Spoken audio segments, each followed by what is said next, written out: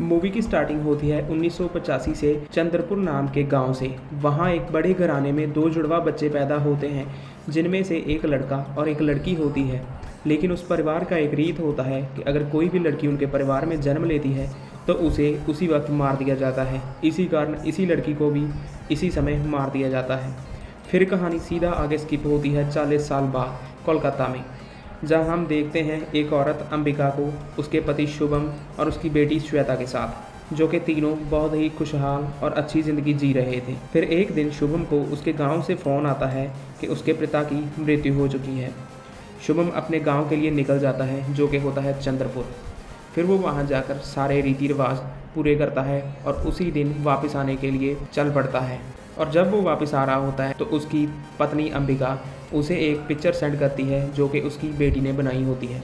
वो पिक्चर होती है एक बहुत ही भयानक पेड़ की, जिसे देखकर शुभम बहुत हैरान हो जाता है, क्योंकि वो पेड़ था उसके गांव में, जो कि एक श्रापित पेड़ था। क्योंकि उसकी बेटी गांव में कभी आई नहीं थी, तो वो ये देखकर हैरान हो जाता है कि उसने वो पेड़ बनाया कैसे। तो वो ये देखकर जैसे ही अपनी पत्नी को फ़ोन लगाने लगता है तो पीछे से वही रहस्यमयी पेड़ उसे पकड़ लेता है।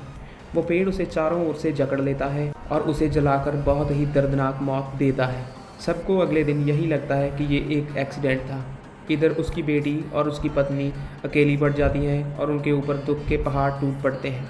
अब कुछ महीने बीत जाते हैं और अंबिका को चंद्रपुर गांव के सरपंच का फ़ोन आता है कि उनकी हवेली को खरीदने के लिए एक ब्रोकर आ रहा है, जिस कारण उन्हें चंद्रपुर गांव में आना पड़ेगा। पहले तो वो मना कर देती है, लेकिन सरपंच के काफ़ी बोलने के बावजूद उसे वहां जाना पड़ता है।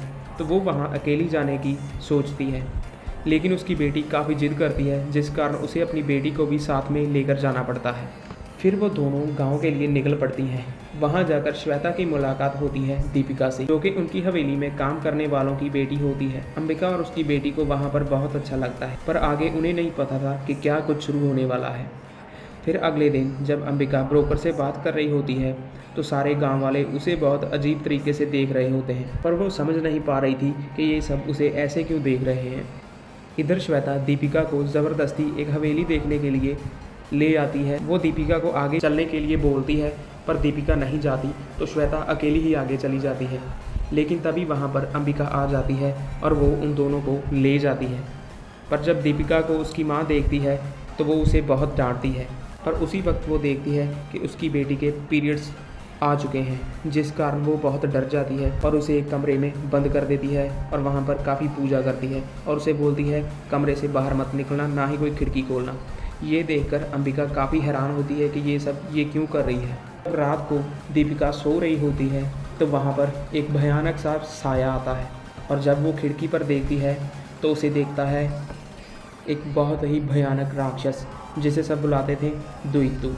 वो उसे पहले तो बहुत मारता है और फिर सारी खिड़कियां तोड़कर अपने साथ ले जाता है। और जब उसकी माँ वहाँ पर ये सब देखती है तो वो ये सारा ब्लेम श्वेता पर लगाती है, उसी की वजह से वो राक्षस उसकी बेटी को ले गया। पर अंबिका ये सब कुछ नहीं मानती, तो वो पुलिस को बुलाती है। वो पुलिस की मदद से वहाँ पर उसे ढूंढने के लिए जाते हैं, लेकिन उन्हें दीपिका कहीं नहीं मिलती। फिर उन्हें पता चलता है कि ऐसे ही पिछले कुछ महीनों में काफ़ी लड़कियां लापता हो जाती हैं, लेकिन बाद में वो 3-4 दिन में वापस भी आ जाती हैं। बाद में जब अंबिका अपने कमरे में आती है तो श्वेता उससे पूछती है कि ये सब क्या हो रहा है। वो सब उसे बताती है कि ये सिर्फ एक कहानी है, लेकिन उसे बताती है कि ये शुरू कैसे हुई। बताती है कि जब काली माँ ने रक्तबीज को मारा था तो उसका एक खून की बूंद धरती पर गिर गई थी, जिसमें से एक राक्षस पैदा हुआ जिसका नाम था अमसिजा। वो यही चंद्रपुर गांव में गिरी थी। फिर वो यहाँ की सारी लड़कियों को मारने लगा। फिर सब रोकने के लिए काली माँ ने अपने एक भक्त को एक शक्ति दी, जो कि उस राक्षस को मार सकता था। पर जैसे ही उसे शक्ति मिली तो वो राक्षस कहीं गायब हो गया, जिससे सबको लगा कि वो यहाँ से जा चुका है। पर जब भक्त के घर बेटी पैदा हुई तब वो सारी शक्तियाँ बेटी में चली गई और राक्षस वापस आ गया। वो उसकी बेटी को ले जाता है और अपना अंश उसके पेट में छोड़ देता है, जिस कारण वो भक्त अपनी बेटी को मार देता है। और तभी से ये रीत चलती आ रही है कि जब भी इस परिवार में कोई लड़की पैदा होती है तो इसी कारण उसे मारना पड़ता है, ताकि वो राक्षस उसमें अपना अंश ना पैदा कर सके। तभी बताती है कि हम सब इसी परिवार से बिलोंग करते हैं। फिर अगले सीन में हम देखते हैं वो राक्षस दीपिका को एक बहुत ही डरावनी लड़की में बदल देता है। फिर हम देखते हैं इस परिवार की रीत थी, अगर किसी को काली माँ सपने में दर्शन देती है तो वो इस घर के मंदिर की पूजा करेगा, जो कि पिछले 40 साल से बंद था। पर अंबिका अब वो मंदिर भी खोलती है क्योंकि उसे काली माँ दर्शन देती है। फिर वो पूजा की तैयारी करते हैं, जिस कारण सब उसकी बहुत इज्जत करने लग पड़ते हैं। फिर दीपिका वापस आ चुकी थी, पर वो पहले से काफ़ी बदल चुकी थी। ऐसे ही वो सारी लड़कियां भी वापस आ जाती थी, पर उनके बिहेवियर में बहुत चेंजेस आ चुके थे।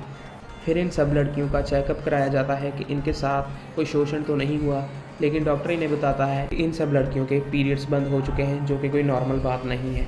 फिर हम देखते हैं कि श्वेता को भी पीरियड्स आ चुके थे। रात होती है, जब श्वेता और उसकी माँ सो रहे होते हैं तो दीपिका नीचे से आती है। वो ऊपर चढ़ने की कोशिश करती है तो पीछे से उसके दादा उसे रोक देते हैं, लेकिन वो अपने दादा को मार देती है और बाद में श्वेता को लेकर कमरे से बाहर आ जाती है। जब अंबिका की आंख खुलती है तो अपनी बेटी को पास ना देखकर वो भागकर बाहर जाती है। तो वो जैसे ही बाहर देखती है तो वो सारी लड़कियां बहुत डरावनी दिख रही थी और श्वेता को ज़बरदस्ती अपने साथ लेकर जा रही थी। अंबिका उनका पीछा करती है तो देखती है एक बुढ़िया उसकी बेटी को पकड़े होती है, जिस कारण अंबिका उससे अपनी बेटी को छुड़वाती है और वापस कमरे में आ जाती है। फिर वो दोनों उसी समय जाने की तैयारी कर रहे होते हैं, पर जयदेव उन्हें रोकने की कोशिश करता है। वो उसकी एक भी नहीं सुनती और वहाँ से चली जाती हैं। पर जब वो रात को सड़क से जा रही होती हैं तो वहाँ पर वो सारी लड़कियाँ उन पर हमला कर देती हैं। वो बहुत ज़ोर लगाती हैं कि वो श्वेता को अपने साथ ले जाएं, और किसी तरह अंबिका उनसे अपनी बेटी को बचा लेती है और उन्हें कार से दूर फेंक देती है। पर ये इतना आसान नहीं था वो उन लड़कियों से अपनी बेटी को बचा सके। वो लड़कियां उसी वक्त उठती हैं, वो अंबिका को मारती हैं, दूर फेंक देती हैं और वो वहीं पर बेहोश हो जाती हैं। फिर वो सब श्वेता को लेकर एक आदमी को दे देती हैं। वो आदमी कोई और नहीं बल्कि चंद्रपुर गाँव का सरपंच जयदेव होता है। उसी का ये सारा किया धरा था। फिर अगले दिन हम देखते हैं कि पुलिस को भी जयदेव पर शक होता है और पुलिस जयदेव का पीछा करने के लिए चले जाते हैं। जब पुलिस को जयदेव मिलता है तो उसकी सच्चाई सबके सामने आ जाती है कि वही है द्वैतु। सारी लड़कियों को अपने वश में करता है। उसी ने सारी लड़कियों को अपने वश में किया था ताकि वो श्वेता को अपने पास ला सके। उसी ने अंबिका के पति और उसके ससुर को मारा था ताकि वो उसकी बेटी को इस गाँव में ला सके और अपना अंश इसके पेट में डाल सके। इधर अंबिका काली माँ की पूजा करती है, जिस कारण काली माँ खुश होकर उसे शक्ति देती है ताकि वो उस राक्षस का सामना कर सके और उसका वध कर सके। वहाँ जाकर वो अपनी बेटी को देखती है और फिर आता है जयदेव। वो उसे मारने के लिए उन लड़कियों को आगे भेजता है। अंबिका उन लड़कियों को नहीं मार सकती थी क्योंकि वो सब तो बच्चियाँ थी जो कि उसके वश में थी। इस कारण अंबिका पहले तो उनसे काफ़ी बचने की कोशिश करती है और फिर वो जैसे ही उनके सर पर हाथ रखती है तो काली माँ की शक्तियों से वो उन सब लड़कियों को ठीक कर देती है, जो देखकर जयदेव काफ़ी हैरान होता है। पर जयदेव वहाँ आता है और फिर सामना होता है उन दोनों का एक दूसरे से। पर जयदेव के सामने वो ज़रा भी टिक नहीं पाती। जयदेव अंबिका को बहुत बुरी तरह से मारता है। वो उसके हाथ तोड़ देता है, पैर तोड़ देता है और अंत में उसकी गर्दन भी तोड़ देता है और उसे मार देता है। फिर वो उसकी बेटी के पेट में अपने अंश डालने की शुरुआत करता है। जैसे ही वो अपना काम कर रहा होता है तो पीछे से अंबिका उठ पड़ती है, जो कि स्वयं काली माँ के रूप में आई थी। पर जैसे ही जयदेव उस पर हमला करता है तो उस पर हमले का कोई असर नहीं होता।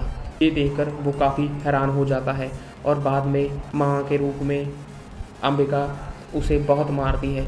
वो उसे कभी इधर फेंकती है, कभी उधर फेंकती है, उसकी जड़ें सारी तोड़ देती हैं। फिर वो अपने हथियार से उसकी छाती में वार करती है, जिस कारण उसका दिल बाहर निकालकर उसे मार देती है और पूरे गांव को और अपनी बेटी को बचा लेती है। पर जब वो अपनी बेटी को बाहर लेकर आती है तो वो बुढ़िया उसे बताती है कि इसके पेट में अमसिजा अपना अंश छोड़ चुका है। पर वो टूटती नहीं है।